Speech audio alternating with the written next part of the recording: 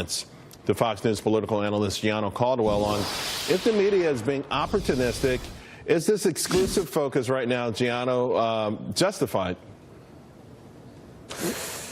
Well, truthfully, I mean, obviously something like this is going to grab a lot of people's attention, and President Trump has now said that he didn't say that, but I would argue, raise your hand if you believe him. I mean, this is a long line of things he said going back to the judge, where he believed that the judge could make the right decision because of his heritage. There's good people on both sides in Charlottesville, which, you know, I got very emotional about. And now these comments. I believe personally, it is my opinion that he probably and likely did say that, providing gravitas to the allegations of him being a racist. And this is troubling, Charles, that the president of these United States would make any kind of commentary reflective of that. So we know Haiti is the poorest country in the Western Hemisphere. We know it's in awful bad shape. So by saying it in a way that, in a vulgar way, would make a person a racist, but if he were to articulate it by saying it's poor, it's been poor for a long time, they sabotaged themselves, they were led by father and son dictators who pillaged the nation. I mean, essentially, if he said it differently, then it wouldn't be a racist, even though the conclusions would be the same. Well, the conclusions, I think, would be rather different. We do know Haiti has a lot of problems. That is true. But the comparative is this.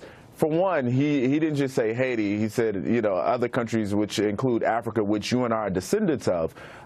He said that he would rather, at least what was alleged, I should say, Norway would be a country that, you know, we should be bringing more people in from there. That brings the comparison. And that's the sore spot. Yes, media is going to be opportunistic, but President Trump continues to deliver the media and Democrats a playbook for defeat in the midterms. Let's keep in mind that the reason why Democrats won in Virginia and Alabama isn't all because of them having the best candidate, because they completely did not. It's my opinion that they did not. It's because of comments and actions of our dear president. So when we look at these issues, Democrats that have already made up their mind, they have no message. They have no economic message. The Republicans have delivered on tax reform and other things. However, what they do have is a consistent theme from the president, which will allude to many people saying President Trump is a racist, and Republicans who do not speak out against President Trump are protecting someone that's a racist, Gianno, which does lead to defeat in the midterms. Gianno, every Republican president has been a racist. And George Bush didn't speak the way Donald Trump speaks.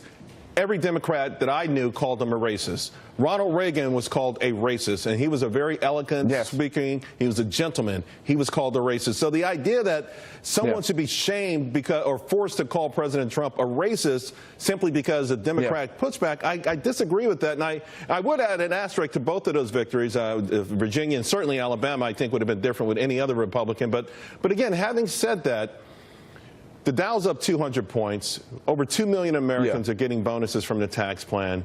The 66% of the country says the economy is excellent and or good, a record number by far. You know, do those things, let me respond to that, Charles, because let me respond. I've been a Republican for over a decade. I'm young. I'm 31 years old. I have heard people call Republicans racist the entire time I've been a Republican, and before I even knew what politics really was. That has been a constant theme.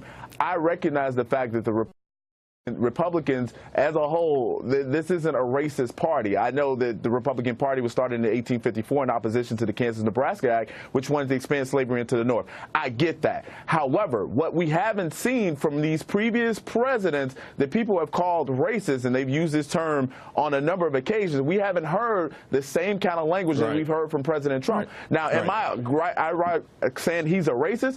I'm saying that he is giving gravitas to every individual that chooses to call him a racist because of the things he said with the judge, both sides on Charlottesville, and now these comments. I will only say this because they've been giving me the rap for about 5 minutes, Gianno, is that the words that we're hearing is a president that was elected by, you know, the people in this country. In other words, we're not shocked or surprised that he speaks like some people say the common man does, rather than hide behind glamorous words and takes actions that reflect the same thing. I hope that's not how the common man speaks. And we can also give acknowledge that a large percent of black men voted for President Trump. In a bowling alley somewhere in Butte, there are probably people saying the same exact thing. I hate to say it, but people do talk differently when they're in the closed room amongst And friends. I agree with that. Yeah. I agree with that. All right, buddy. Thanks a lot. Have a great weekend.